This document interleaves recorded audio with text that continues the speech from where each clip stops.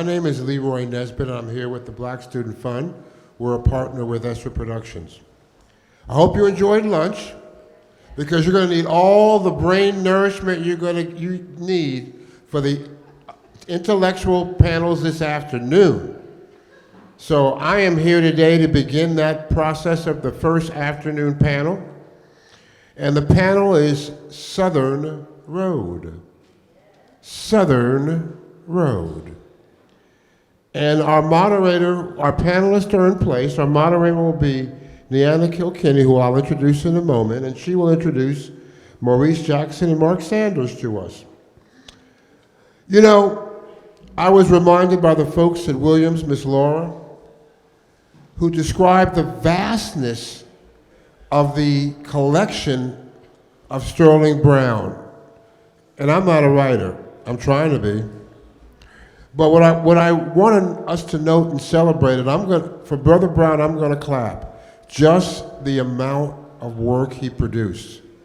Just a lifetime's full of work for us to be able to enjoy, engage, and take apart. But let's give Brother Brown, Brother Sterling A. Brown, a round of applause for the amount of work he left for us to enjoy.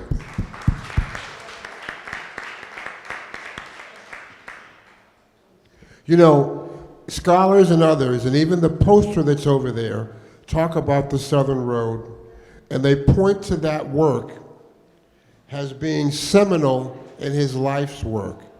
They point to the influence, they point to the legacy of that work and that experience in the South that you've heard was intentional by those who were mentoring and guiding Sterling Brown. And so, as we go forward, I want you to appreciate particularly the foundational understanding of Southern Road to the full understanding, if there's such a thing, of Sterling A. Brown. And I also want to now introduce to you the speakers and the panelists. And as per Jonetta and Esther Productions style, you have a document with the bios of all the candidates and all the presenters today. So I won't tell you a lot about Niani Kilkenny, but I could.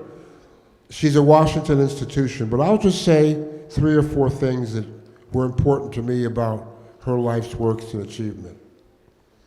First, like myself, she's a home girl. She's a 3rd generation Washingtonian who is both mother, grandmother, and great-grandmother. Isn't she fabulous?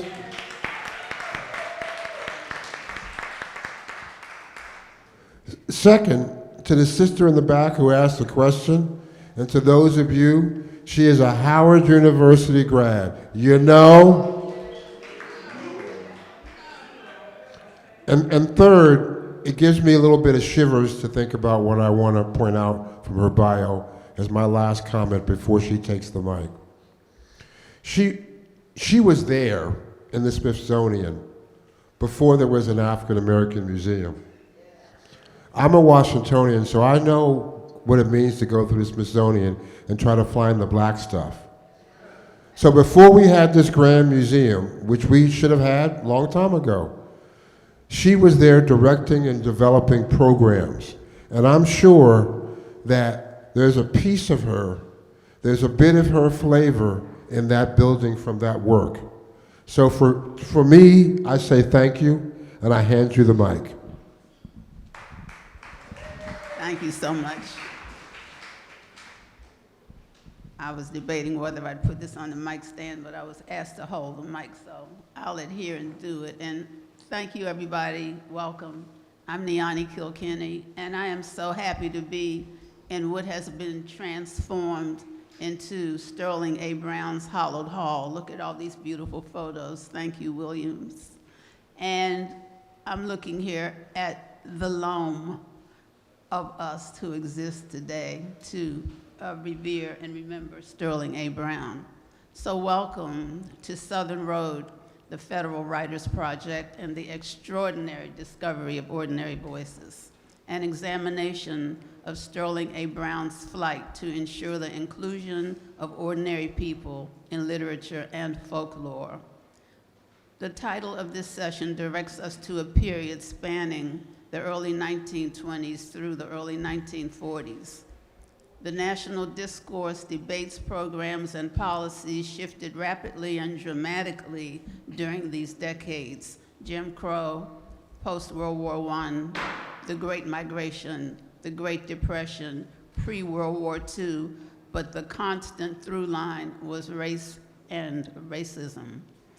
Sterling Brown believed that Southern rural black folk culture was inherently political, and that the political strength of black people was rooted in their vernacular traditions. So he documented and validated their stories, songs, languages through his creative writing, essays, commentaries, and social research to provide an authentic account of their experience. In so doing, he addressed race and racism by directly challenging the dominant stereotypes that defined the era, introducing themes of injustice, repression, exploitation, resistance, endurance, and resilience. Very political at that time, I'd say. A Washington, D.C. native son, Sterling Brown's sense of duty to community and race was instilled in him by the politically, socially, culturally aware family that raised and educated him. In interviews, he talks about his family's 10-acre farm on Whiskey Bottom Road in Laurel, Maryland, about his father bringing him back to D.C. at age 10 to their home on 6th and Fairmont so he could attend Mott Elementary School, about summers on the farm, about his love of trains, about his peers, about growing up learning to, quote, be prepared, be productive, and never forgetting where you came from. Sterling Brown was raised right. After earning a master's degree at Harvard, Sterling's father, Reverend Sterling Nelson Brown, encouraged him to take a teaching position at the Virginia Theological Seminary and College in Lynchburg. In his autobiography, Reverend Brown wrote that he was pleased that his son had, quote, the courage to select a position where not only the opportunity for teaching college subjects was in keeping with his training, but where the opening for larger service seemed to him superior to that proffered in the high schools of Washington. Lynchburg was the genesis of Sterling Brown's Southern Road journey, his interaction with, in his own words, wonderful people, and his immersion into the rich culture of Southern rural black folk. This afternoon, our panel of scholars will visit the political history of Professor Brown's Southern journey, asking, answering, and discovering new questions in hopes of sharing a deeper understanding of why Professor Brown was involved with the Federal Writers Project, why he waged such a fierce struggle to have the voices of ordinary folk he encountered included in literature and folklore, and what was the cultural impact of his life and work. Two creative, thoughtful scholars will lead us on our journey. We have their full bios written, but I'll do some highlights. Maurice Jackson PhD, teaches history in the department at Georgetown University in both Washington, D.C. and in Doha, Qatar. Before coming to academia, he worked as a longshoreman, shipyard rigger, construction worker, and community organizer. He is author of Rhythms of Resistance and Resilience, How Black Washingtonians Used Music and Sports in the Fight for Equality, and Let This Voice Be Heard, Anthony Benezet, father of Atlantic abolitionism. He co-edited DC Jazz, Stories of Jazz Music in Washington, D.C. He co-edited African Americans and the Haitian Revolution, and he co-edited Quakers and Their Allies in the Abolitionist Cause, 1754 to 1808. He wrote the liner notes to two jazz CDs by Charlie Hayden and Hank Jones, Steal Away, Spirituals, Folk Songs, and Hymns, and Come Sunday. His book, Halfway to Freedom, The Struggles and Strivings of Black Folk in Washington, D.C., is slated for publication in 2026 by Duke University Press. Today, Maurice Jackson will provide a general sense of the political landscape that made Sterling Brown's fight to include information about Black folks into the Federal Writers Project such a challenge. He will speak about the Southern Road ending in the northernmost spot of the Mason-Dixon line, Washington, D.C., and also the class and caste nature of the WPA, the FWP, and Black Washington, D.C. He will also address the intersection between Professor Brown's work with the FWP and his essay, The Negro in Washington, that prompted the FBI inquiry into his politics. Mark Sanders, PhD, is professor of English and Africana Studies at the University of Notre Dame, where he specializes in 19th, 20th century and contemporary African American and Afro-Latin American literature and culture. His notable works include Afro-modernist aesthetics and the poetry of Sterling A. Brown. He edited and co-edited 2 volumes of Brown's prose, A Son's Return, Selected Essays of Sterling A. Brown, and Sterling A. Brown's A Negro Looks at the South with John Edgar Tidwell. Saunders has also translated and edited A Black Soldier's Story, the narrative of Ricardo Bartrell and the Cuban War of Independence. He co-edited with Nahor Arieta Fernandez, Semantics of the World, Selected Poems of Romulo Bustos Aguirre. Currently, he is co-editing again with Nahor Arieta Fernandez, the poetry of Afro-Colombian poet Pedro Blas Julio Romero, and translating 2 novels by Afro-Ecuadorian novelist Luz Argentina Chiriboga for his series Black Latin American Writers in Translation for Duke University Press. Today, Dr. Saunders will address Sterling Brown's approach to Black voices and poetic form. Taking into account diction, phrasing, idiom, folk forms, and Western prosody, he will address how Sterling Brown combines Black speech and his understanding of poetry and poetic form using 2 primary examples, Odyssey of Big Boy and Salo Thomas. And he will give us emphasis to his argument that the poetry of Sterling A. Brown is vital to understanding early 20th century African American identity and politics. I give you Maurice Jackson.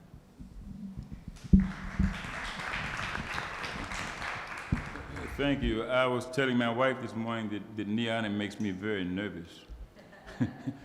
Because today I'm speaking amongst the literati, and I'm just not used to that. I'm just used to speaking to historians and people.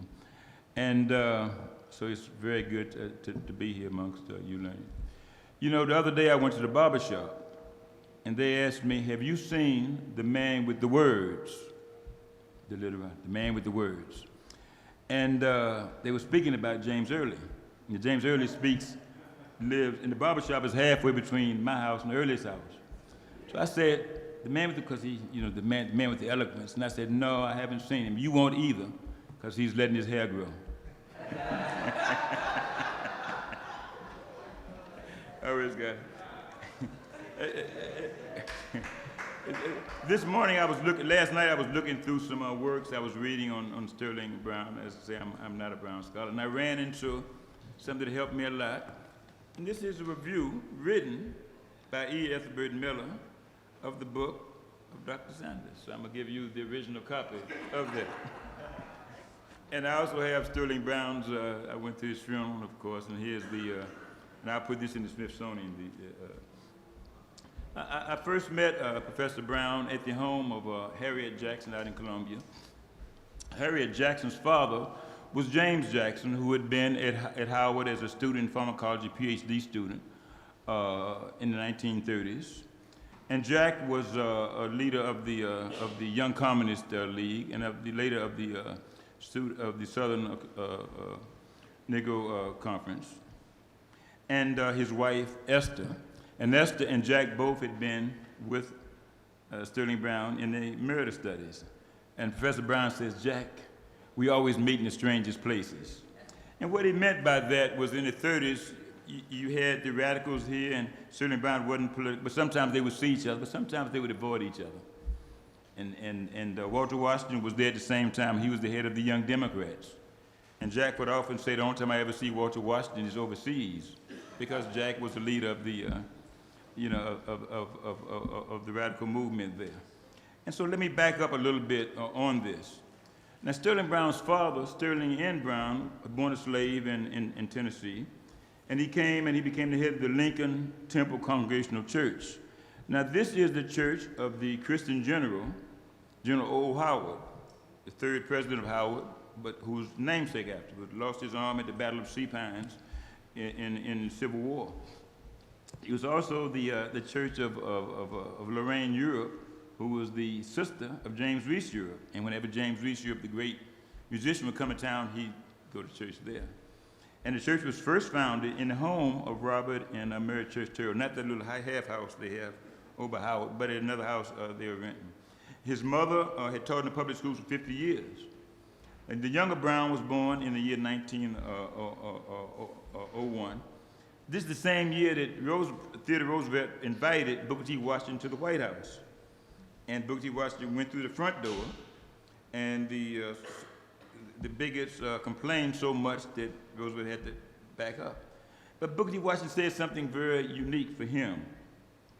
And he had a dislike for Washington, which was somewhat strange because he always came here looking for funds. And he said, the office-seeking atmosphere, which seems to pervade the whole city, disgusts me so very much. I can rarely stay there longer than I'm absolutely compelled to. And this is Booker T. Washington. Gene Toomer, of course, who grew up in the house of P.B.S. Pinchback, 1341 U Street, the center of culture, Black Washington. He says, this is Toomer, that the better off blacks in D.C. stood midway between the white and the Negro worlds. They had a personal refinement, a certain inward culture and a beauty and a warmth, a feeling such I have seldom encountered. He saw a different type of black people. Langston Hughes had a very great dislike for Washington. He came here often. His grandfather had been the dean of the Howard Medical School. And he wrote in his magazine, in Our Wonderful Society, in the Urban League's Opportunity, he wrote that I have a dislike for the ostentatiously proud, haughty-mannered, and pretentious actions of the high-toners, or the better-off blacks, for at least those who appeared to be or pretended to be better off. In his biography in the Blake Sea, he read a poem, and he said, cultured Washington, I mean colored Washington, who read my poems in the crisis, they did not find it fitting and proper that a poet should work in a wet wash industry. He was a dishwasher, he worked back. However, since none of them had any better jobs for me, I stayed there. The laundry paid $12 a week. Most poems, he said, have a personal purpose. And of course, he wrote this to Angeline Grimke, the poet, who's now enter Brown, who grew up in Washington in a upper middle-class neighborhood, and whose first writings about Washington came in the with Southern Road, but also came in his contribution to the Federal Writers Project, The Negro in Washington. I'll come back and forth to that. And he wrote an essay, The Negro in Washington, and they gave a frank portrayal of black life and race relations in the city. The guide came to be, it came to be called The Guide, and it gave this portrayal, and it spoke about alley dwellers. And he wrote alley dwellers who considered John Law to be their natural enemy, with good reasons, at times in light of police brutality. He's writing about police brutality at this time. The book was reissued in 1942, but because of war propaganda, it was cut, and I'll come back to that in a moment. Now, Professor Brown comes up through this period of the New Negro, but there were many New Negroes. Booker T. Washington wrote a book in 1901, A New Negro for a New Century. He's talking about something after the Nader of period. He's speaking of something different. Locke once wrote, "It must be admitted that American Negroes have been erased more in name than in fact, or to be exact, more in sentiment than in experience. The chief bond between them has been a common condition rather than a common consciousness." That's some deep stuff. The chief bond between them has been a common condition rather than a common consciousness. A problem in common rather than a problem in common rather than a life in common. And blacks in the city said no matter what their profession, however, had a certain commonness, and that is oppression.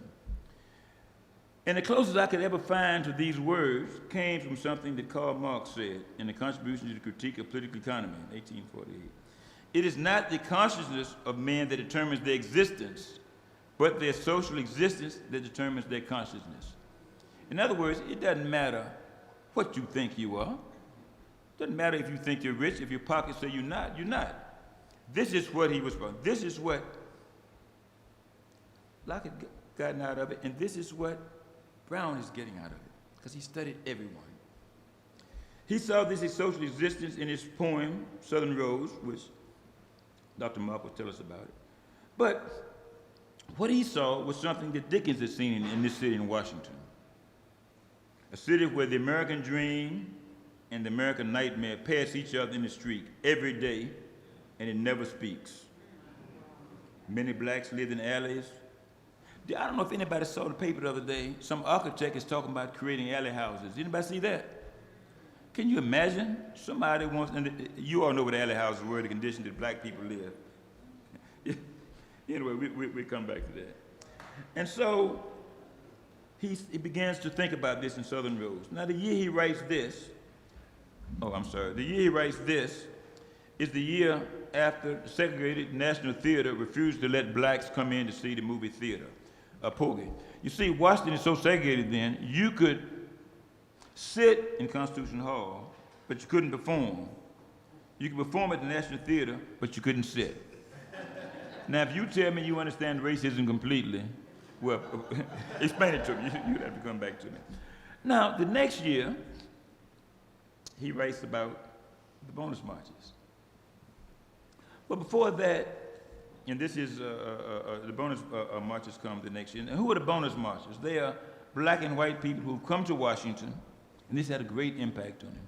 They've come to Washington to receive their bonus that they hadn't gotten from the World War I. And the way it worked is that in 1890, something called Coxley's Army came here. Coxley's armies were people who had wanted to get their pensions from way back before. Washington, D.C. is formed because during the time of the Revolution, soldiers who were promised their pensions did not get their pensions.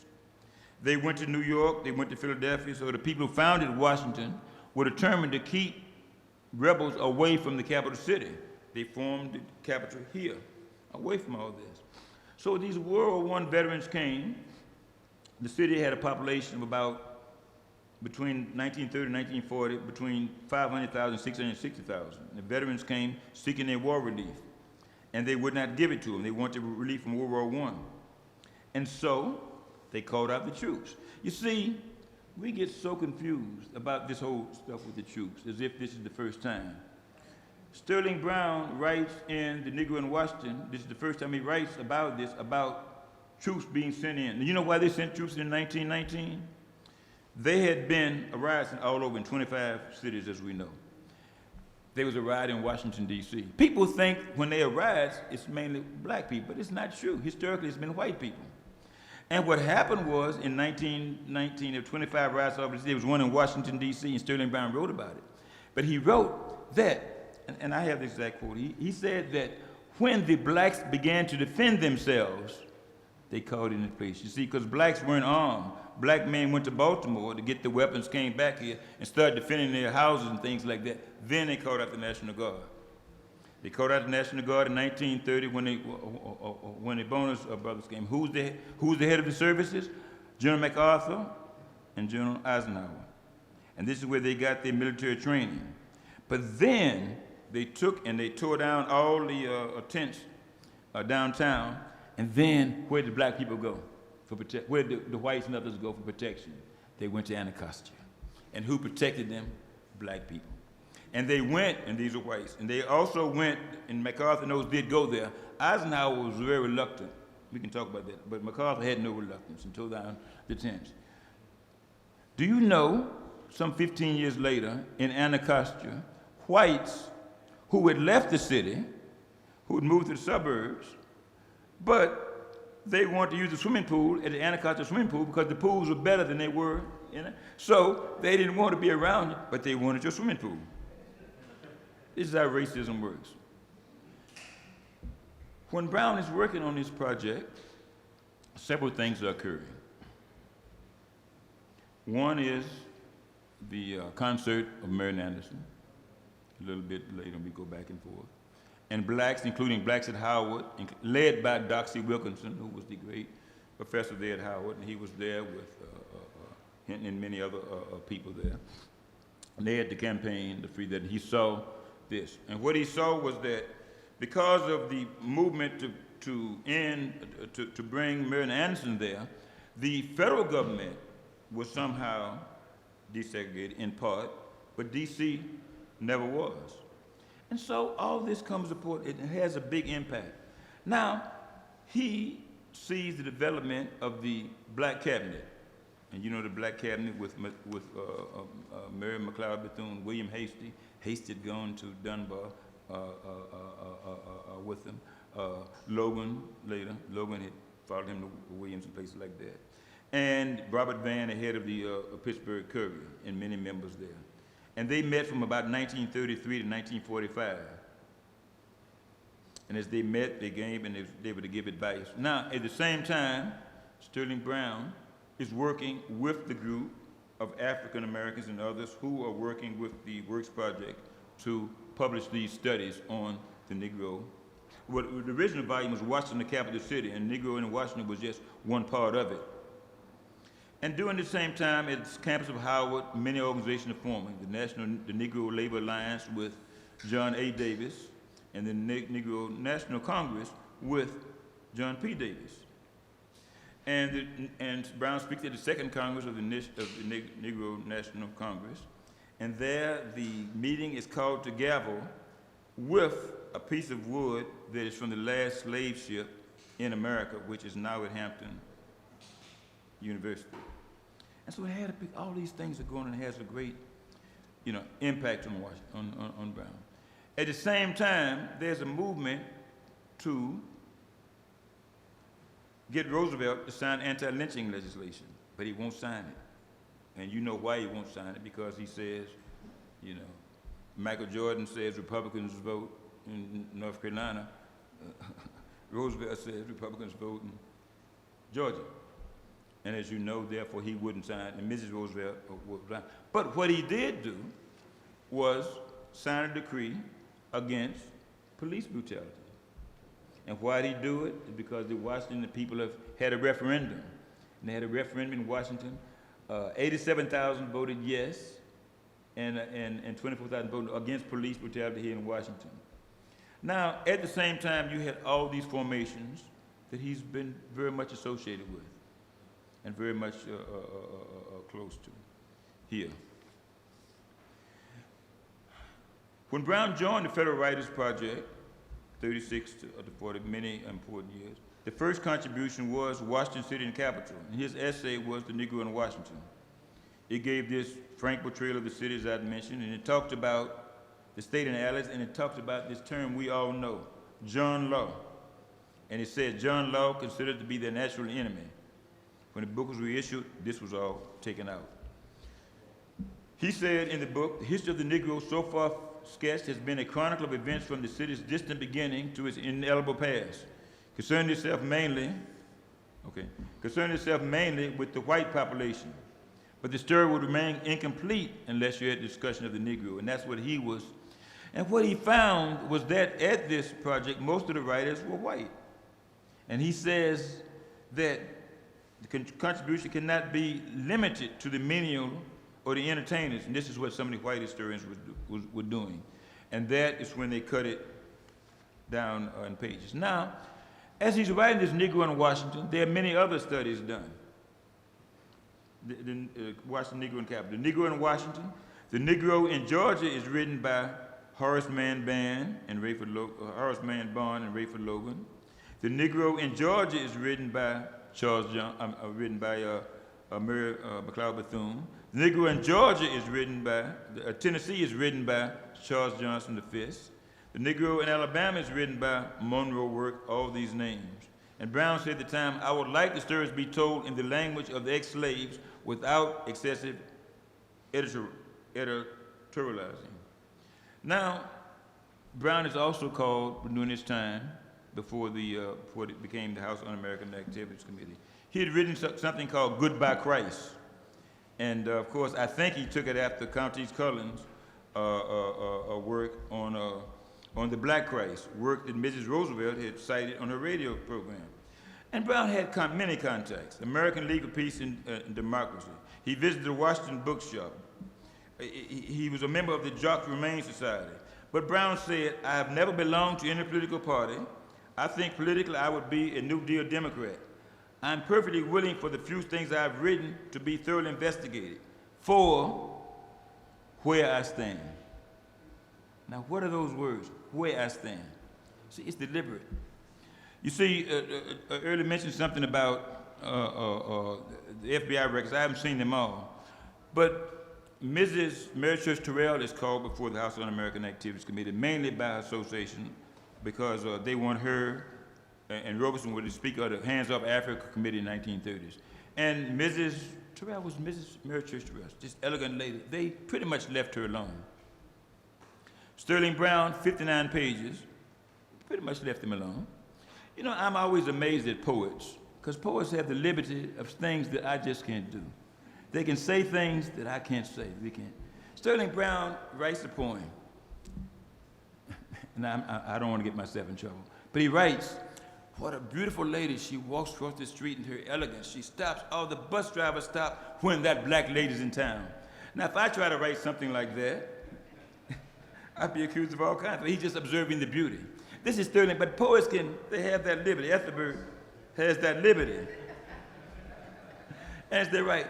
And now, when they call him, they also call other people. Marie Richardson is a black woman who's in Washington. They put her in jail for 5 years for saying nothing more than what Brown said, because they said she had lied on the phone. She was put in Alderson prison, which is the same prison with Mother Bloor and many others. And of course, a man named Bill Johnson, who grew up right here in Brookland, who lost his life, his livelihood. I knew him when I first came to Washington. He was speaking whispers. I'm going to church, which means he's going to a Communist Party meeting. I'm reading the Bible, which meant he was reading the manifesto. And people like that suffered tremendously. But Brown, because of his stature, and because, as he said, he had done nothing wrong, except when he saw James Jackson or Esther, he would just see them, but he wouldn't see them in public. Brown was still, and I'll end with this, was still at Howard when William Leo Hansberry, the great Africanist, was there. E. Franklin Frazier was there. Amir Baraka, all of our friends, everybody, says it was Sterling Brown, the great poet, who first hipped A.B. and me to the fact that music was our history in our Howard class. Sterling signified to me that we wasn't as hip as we thought we was, as he took us in his basement of his house, listened to Folklore and Commodore records, and things like that, as he took us to Cook Hall. Brown wrote an essay, and he gave it at Monterey Jazz Festival, The Social Background of Jazz. The contemporary stereotypes of jazz and its musicians have turned many middle-class Negroes against it. The closest thing at Howard is Paul Whiteman and his version of Rhapsody in Blue. Now, I don't know if anybody knows, outside of Bill Hassan, who Paul Whiteman is. I guess Niani knows it. And then he taught him in class, he and A.B., taught him the class of bourgeois blues, and Stokely Carmichael spoke about that. Lastly, I just want to read one line of a poem, and this poem that Ahmed Erdogan, who had been the founder of Atlantic Records, and he says that whenever he wanted to know something about Washington, he went and saw Sterling Brown. And the poem goes like this. This is in Southern Rose. White man tells me, huh, damn your soul. White man tells me, huh, damn your soul. Got no need, baby, to be told. Thank you.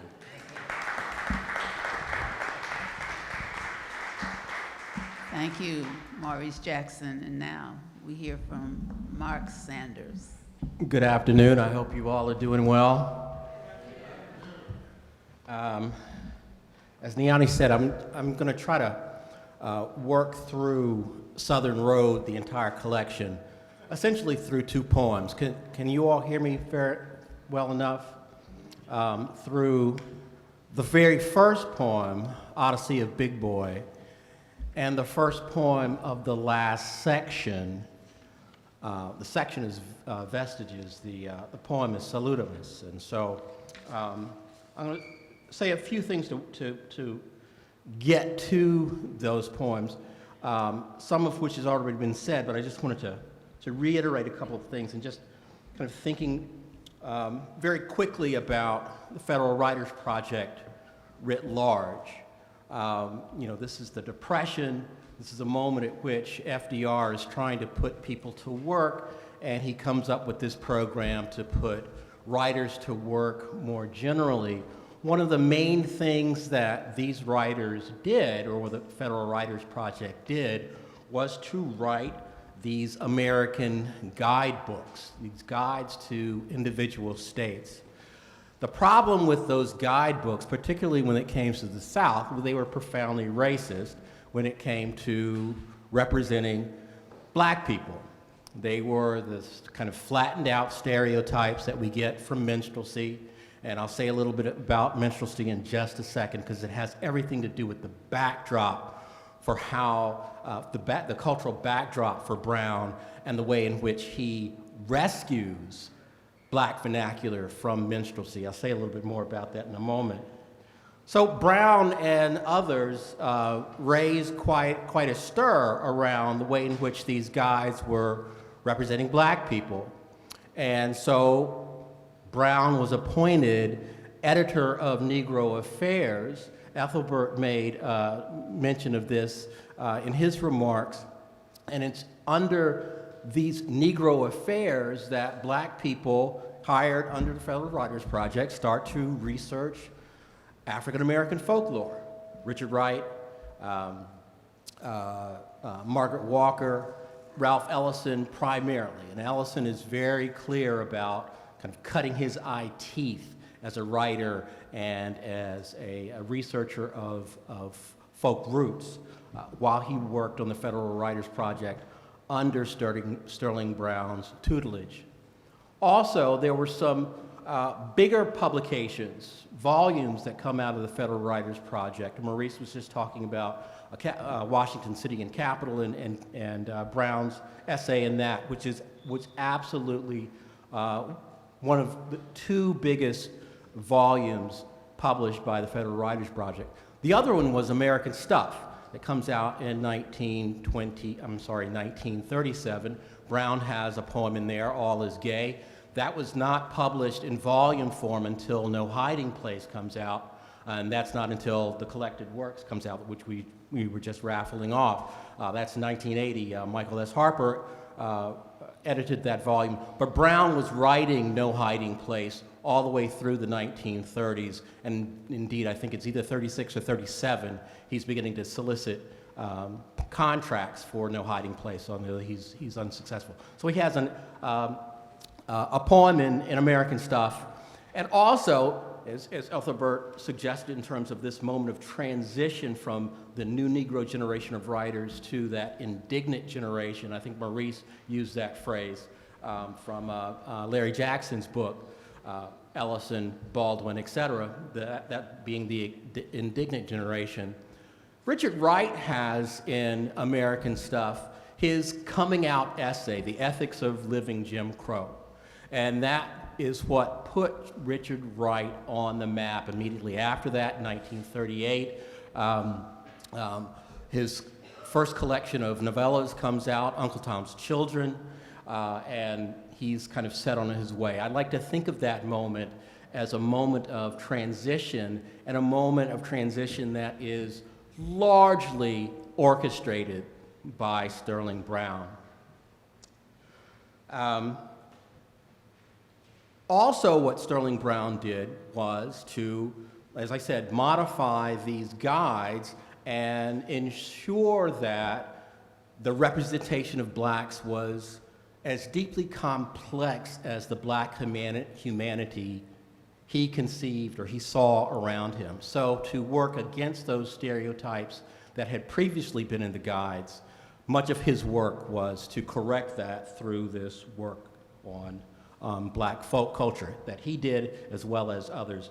One other volume that I wanted to flag was The Negro in Virginia. Roscoe C. Lewis is attributed with largely writing the Negro in Virginia, but Sterling Brown kind of orchestrated the production of that volume as well. So that's some of the production that comes out of his work as he was part of the Federal Writers Project, again, editor for Negro Affairs.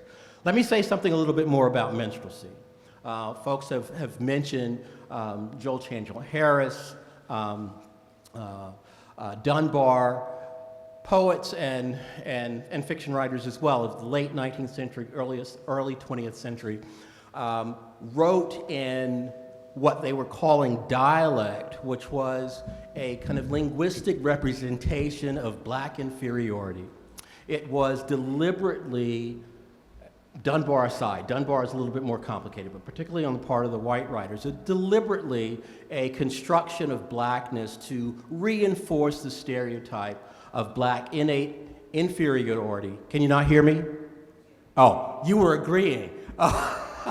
Thank you. I thought you were saying, I can't hear you. Black innate inferiority, largely in terms of buffoonery and childishness, and then as blacks start to migrate into these northern cities, criminality as well.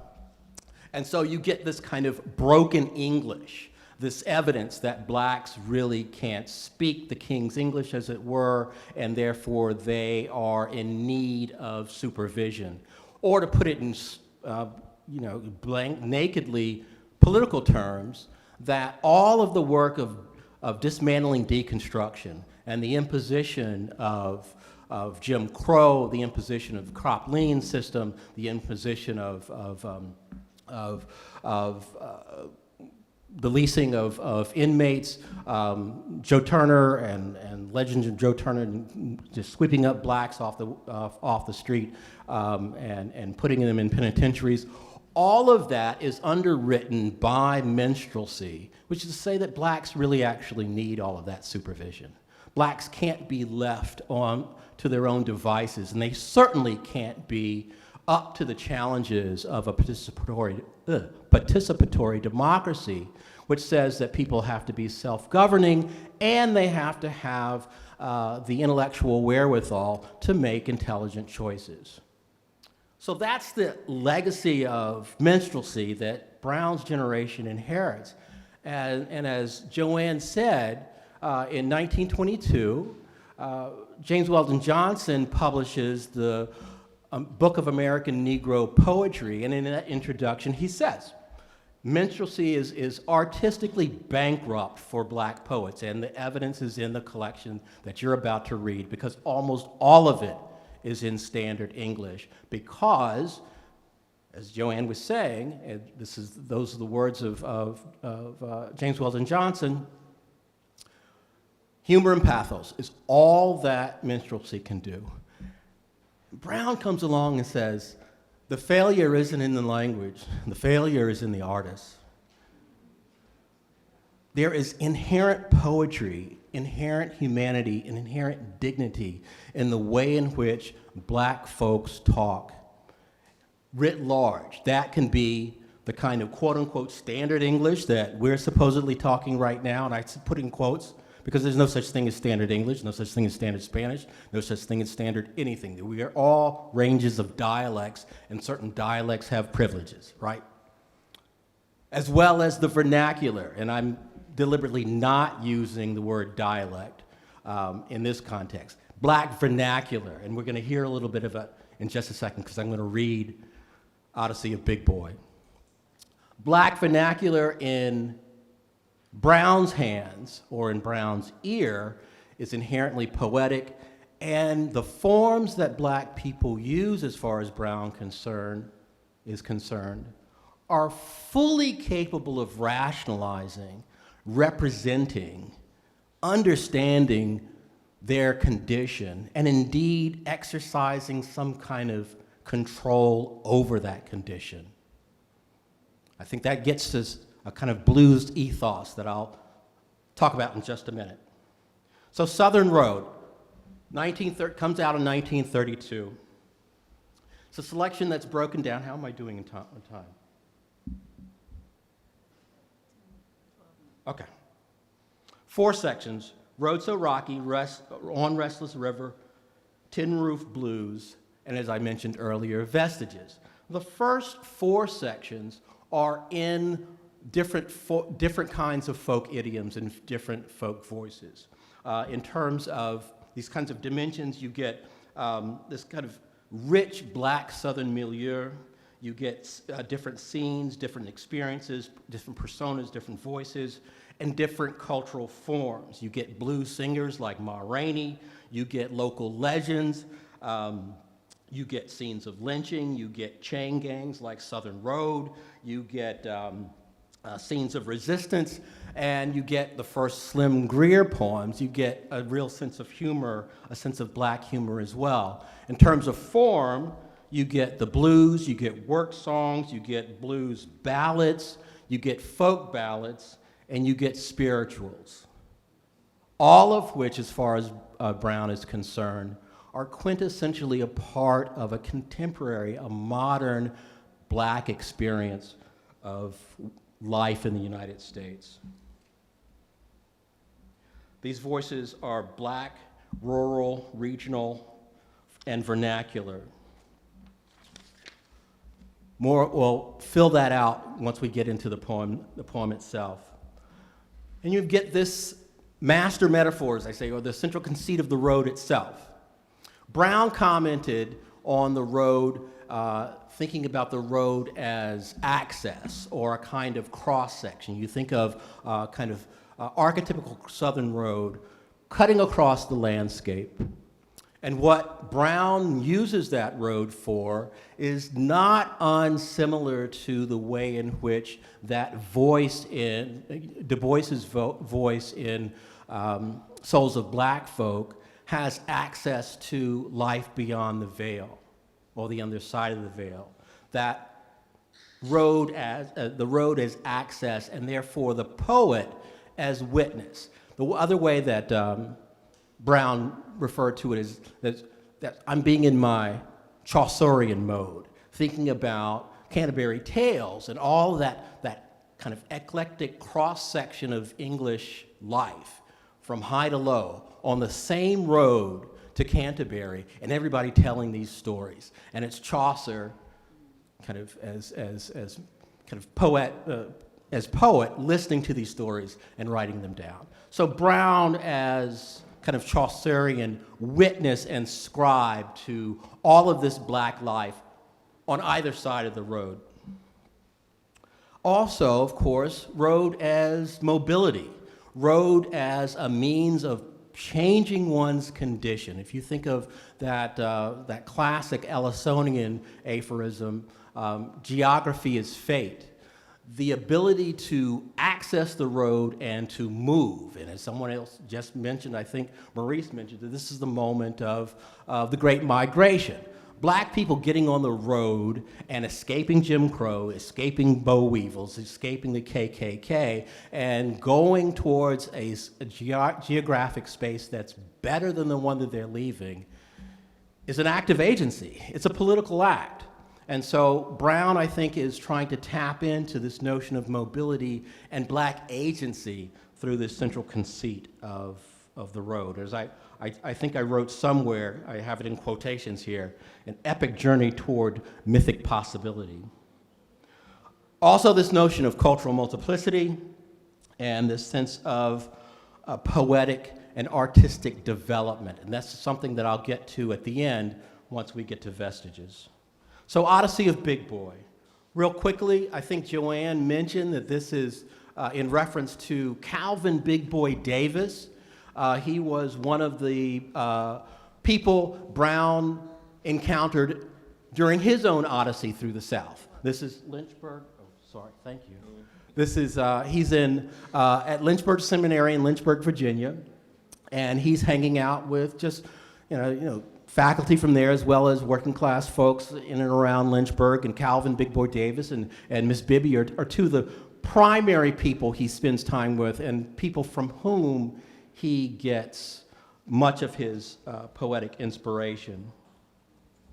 So you all, please bear with me. I'm going to try to read this. If you've heard any of Brown's recordings, he's a wonderful reading of his own poetry.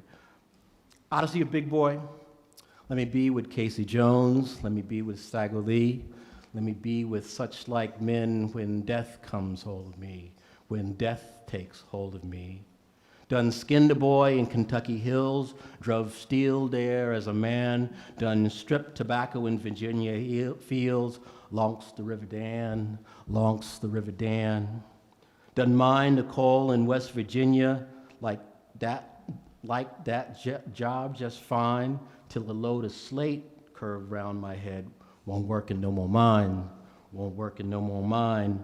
Done shocked the corn in Maryland, and Georgia done cut cane, done planted rice in South Carolina, but won't do that again, do that no more again. Been roused about in Memphis, done dockhand in Baltimore, done smashed up freight in Norfolk wharfs, a first class stevedore,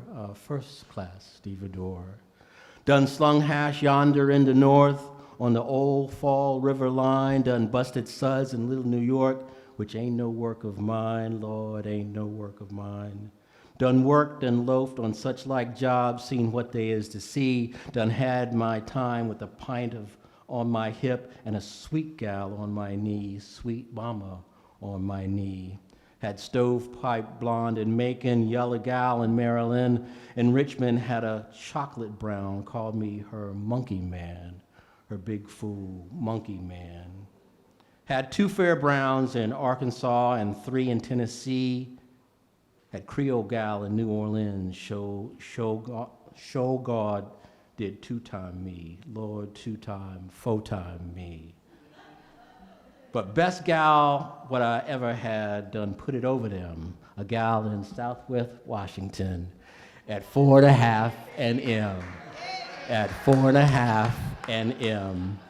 Done took my living as it came, done grabbed my joy, done risked my life, train done caught me on the trestle, man done caught me with his wife, his doggone purty wife. I done had my women, done had my fun, can't do much complaining when my jag is done. Lord, Lord, my jag is done. And all that big boy axes, when time comes for to go, let me be with John Henry, steel driving man. Let me be with old Jazz Bo. Let me be with old Jazz Bo. Okay, I've got 5 minutes. 4 minutes. I've got 4 minutes. I am not going to get to Salutamus except to say it's a sonnet. Maybe in Q&A I'll say a little bit more about it. But we haven't even heard, I'm going to sing John Henry. And I'm going to sing it because Joanne said we needed some music.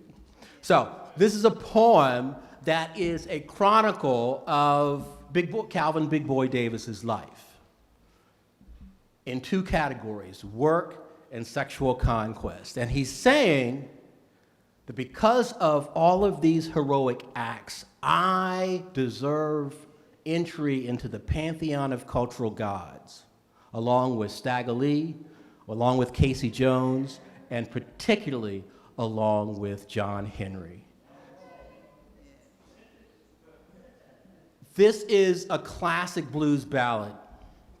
Blues in the sense that it is about a sense of weariness. He's at his deathbed and he's asking to be remembered. He's asking for an apotheosis. He's trying to access some kind of transcendence beyond the body.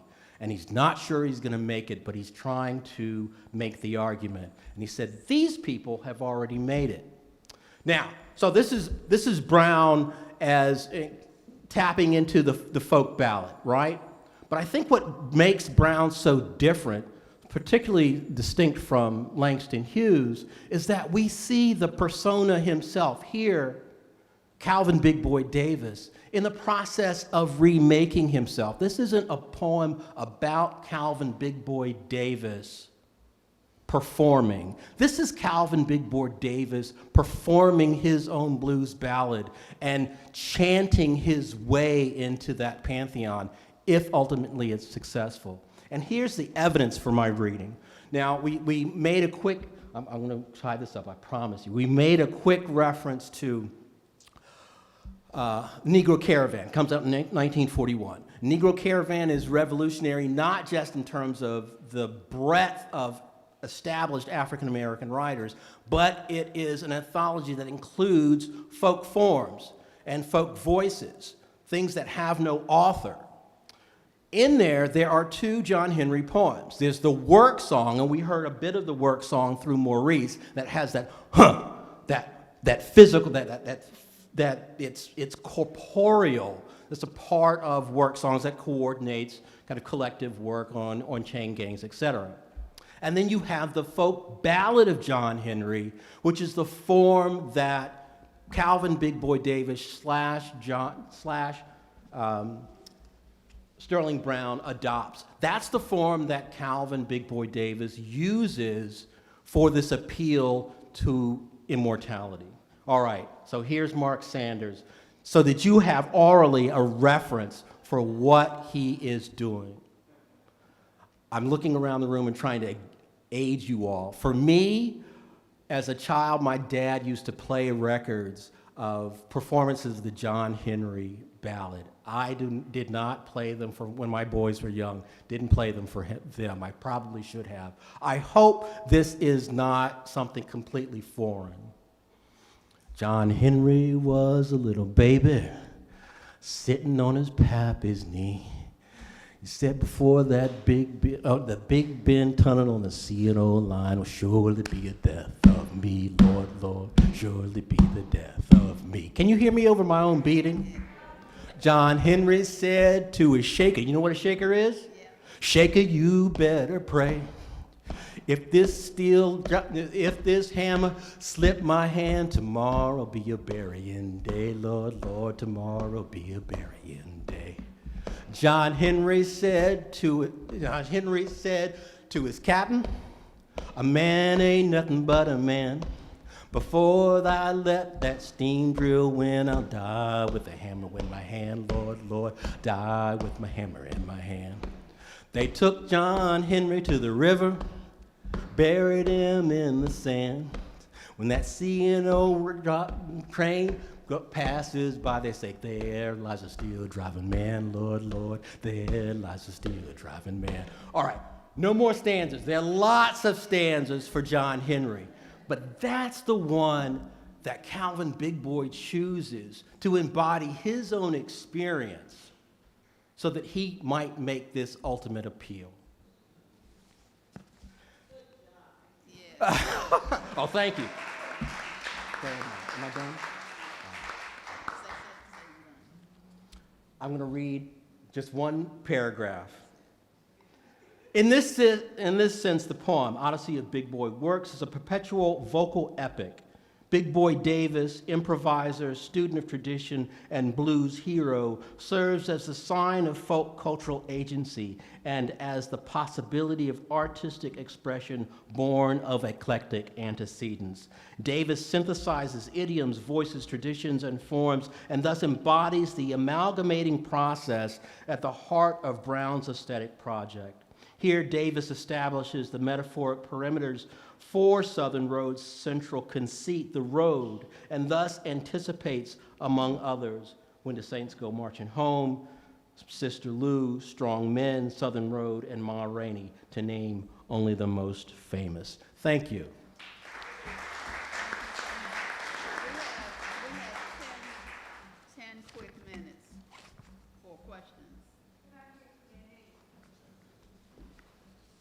questions? Yes. You know, Mike?